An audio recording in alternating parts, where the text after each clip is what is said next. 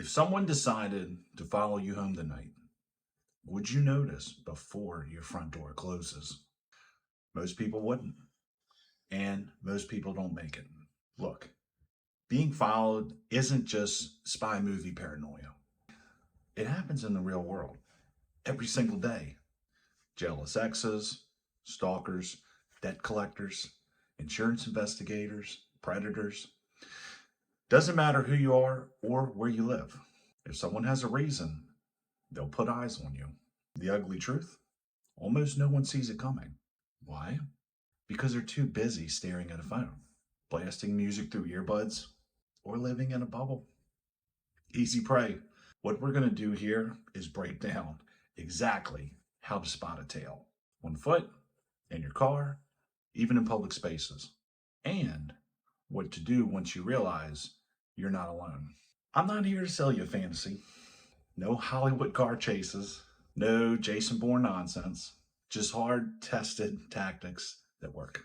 The difference between being a target and being a survivor is one word: awareness. And if you stick with me through this video, you'll walk away with the ability to see what almost everybody else misses. Eyes on you, patterns, red flags. You'll know the signs. You'll know why it's happening. And you'll know how to react without making yourself a bigger target. Here's the first rule. You can't recognize abnormal until you know what normal looks like. Most people walk through life blind. They don't know what normal traffic looks like on their commute. They don't know who normally sits outside the corner store at night. They couldn't tell you if that gray sedan has been behind them for 5 minutes or 20. Why? Because they've never trained their eyes to see a baseline. Baseline awareness is just that, the standard rhythm of your environment. What the streets look like at rush hour, how empty the parking lot usually is when you get out of work, what kind of people hang out near the bus stop that you pass every day. Once you know your baseline, anything that doesn't fit sticks out like a sore thumb. Predators, whether a PI, a stalker, or a criminal casing your neighborhood, rely on you being too distracted to notice when something doesn't belong. They depend on you keeping your head down, scrolling through your phone, convincing yourself everything is fine. Let me give you an example. Let's say you always park in the same garage at work. Normally, you see a couple of cars leaving, a security guard making rounds, maybe one or two other people walking to their cars. Well, that's a baseline. Now, picture this. Now there's a guy leaning against the wall near the stairwell. You've never seen him before. He's not waiting for a ride. He keeps glancing up every time somebody walks by. Or maybe you noticed a car that's idling with its lights off. Same spot you saw it last night. Suddenly, that's no longer background noise. That's a deviation. That's something worth clocking. Awareness starts small, not paranoia, not assuming every stranger is out to get you. Just being able to say, this belongs, that doesn't. That's the difference between sleepwalking through life and living ready. And if you're serious about spotting a tail, building that baseline is step one. You can't afford to miss it. Now, let's talk about the classic scenario. Someone following you while you're driving.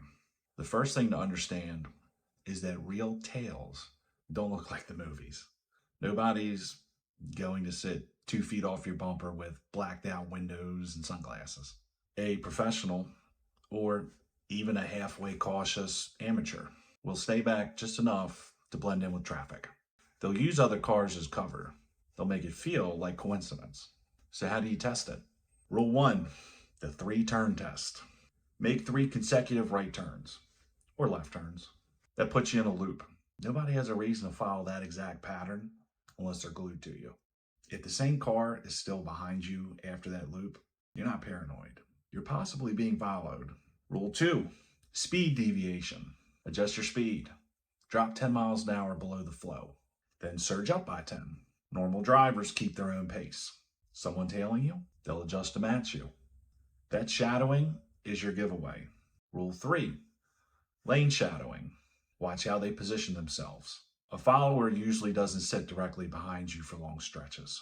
They'll drift one or two cars back, switch lanes, maybe hang slightly offset so you can't see their face in the rear view. But here's the tell. They'll always manage to stay with you through lights and turns, even if it means making awkward lane changes to do it. Now, here's what most people screw up. The moment they suspect someone's following, they drive straight home to check. Huge mistake. Congratulations. You just handed them your address. If you ever think you're being followed, never go directly home. Instead, steer towards somewhere safe and public. A hospital, a police station, even a 24-hour gas station with good lighting and lots of cameras. Anywhere you can make the tail obvious without isolating yourself. And if you're feeling that gut pull, don't ignore it. Most victims look back later and admit they had a bad feeling, but brushed it off. Trust the feeling, then verify it with these tests. If someone fails all three, don't doubt yourself. Act accordingly. Now, let's say you're not driving. You're walking downtown, through a mall, across a campus. Doesn't matter where, you can still be tailed on foot. And just like with cars, a smart follower doesn't make it obvious. They'll blend in with the herd, but there are cracks in the act. And if you know how to look, you'll spot them. The first red flag is mirroring. Pay attention to your pace. If you stop to tie your shoe, they stop to check their phone. You slow down, they slow down. You speed up, they speed up. That's not random. People naturally walk at their own rhythm. Someone glued to yours is working. Second red flag, multiple sightings. You leave a coffee shop and you see the same guy across the street. A few blocks later, there he is again. Different angle, same presence. Once is coincidence. Twice should raise your eyebrow. 3 times, that might be deliberate. Third red flag, cover tactics. They'll pretend to browse in a store, but they keep you in their sightline. They'll duck in to an alcove to answer a phone call, but emerge right as you pass. They might linger at a bus stop or a vending machine without even boarding or buying anything. They're not actually doing those things. They're buying time. Here's where you level the field. Use your environment. Reflections in shop windows, mirrors on cars, even the glow of glass doors. Think of them as free rear-view cameras. Instead of whipping your head around and broadcasting suspicion, scan those surfaces casually. You'll see who's behind you without giving yourself away. This is something that takes a little practice, but you can start today. And if you really want to test them, pull a reversal. Step into a store suddenly, wait 30 seconds, and then come back out. Does that same person happen to still be loitering nearby, pretending to scroll? Or better yet, make a sudden U-turn and head back the way you came. Watch what they do. A real tail has to improvise. And when people improvise, they slip. Remember, in public, most people are zoned out. They're walking billboards that read oblivious. You are trained. That alone makes you harder to follow without being noticed. Here's a reality check. Most people hear all this and think, why would anybody follow me? I'm not a celebrity. I don't have enemies. Nobody cares what I'm doing. Wrong. You don't have to be a VIP to get tailed. You just need to matter to one person with a motive. And there are plenty of motives. Insurance and workers' comp fraud investigations. Companies hire private investigators to catch people faking injuries. If you've filed a claim, you probably have a camera on you right now. Jealous partners or exes. Doesn't matter if it's messy divorce, child custody, or just insecurity. People pay to know where you're going and who you're seeing. Business disputes and debt collection. Owe money? Burn the wrong bridge? Some people don't call lawyers first. They put someone on your trail. Stalking and harassment. This is the ugliest one. Obsession, revenge, grudges, they all fuel tails. And it happens more than people want to admit. So no, you don't have to be important. You just have to be useful, vulnerable, or interesting to someone else. And the more you tell yourself, nobody would ever bother with me, the easier it is for them to slip right under your radar. Don't confuse probability with possibility. You might think it's unlikely. Fine. But if it is happening, are you prepared to notice it? Are you prepared to act? Because probability won't save you when someone's already decided you're worth the effort. All right, you spotted the signs.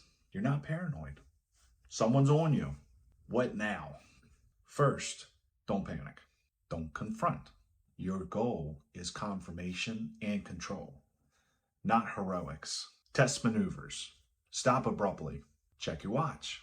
Pretend you forgot something and double back. A real tail will hesitate and then adjust. That hesitation is your proof. Use the environment. Step into a store. Grab a bottle of water and walk right back out. If they're still outside loitering, they just gave themselves away. On the road, take an exit you never take. Loop through a parking lot and come out the same way. Watch who stays with you. Crowd leverage. Put bodies between you and them. Step into a busy lobby, a gas station, or a hospital waiting room. A casual follower peels off. They don't want witnesses. A professional, they'll risk coming in, but now they're exposed. And if it escalates, go safe, not home. Repeat that. Never lead a tale to your front door. Police station, firehouse, hospital, even a big box store with cameras and people around. Anywhere but home. Finally, use your lifeline. Call someone. Put a friend on speaker and narrate. I'm on 5th and Main. Red Honda Civic's been behind me since the gas station. Now you've got real-time documentation. And if things go south, someone knows where you were and what was happening. Remember, your job isn't to play detective. It's to survive. Confirm the suspicion, take control, then put yourself in a position where the tail breaks off or gets caught in the act. Now let's cover what not to do, because the wrong move can get you hurt faster than doing nothing at all. First mistake is confronting. You don't know who's behind you. Could be armed, could be trained, could be unstable. Best case scenario is you scare off a harmless stranger.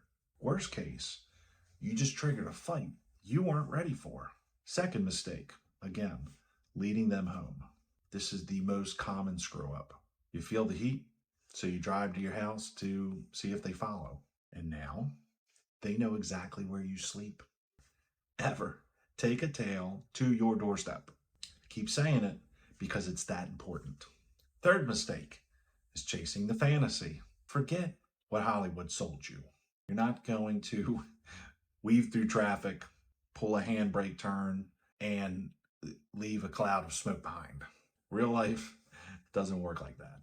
The harder you push, the more danger you create for yourself and everyone else on the road.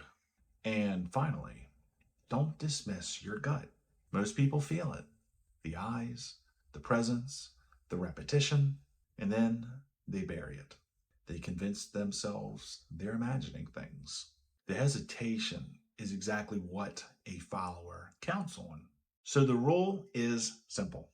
Don't play hero, don't play dumb, and don't play movie star. Play survivor. That's it. Most people never realize they're being followed until it's already too late. By the time the knock comes on the window or the shadow steps out of the dark, it's over. Not because they didn't have a chance, but because they ignored it. You've got no excuse anymore. You know the signs in a car. You know the signs on foot. You know the patterns and the mistakes to avoid. More importantly, you know that you don't have to be a celebrity or a millionaire to attract attention. Sometimes all it takes is one person with motive. Awareness is survival, but awareness without action is just daydreaming. Aware people don't ignore the feeling of eyes on them. They validate it, they adapt, and they survive. So ask yourself, if it happens to you, will you be one of the blind, or will you be ready? Act accordingly.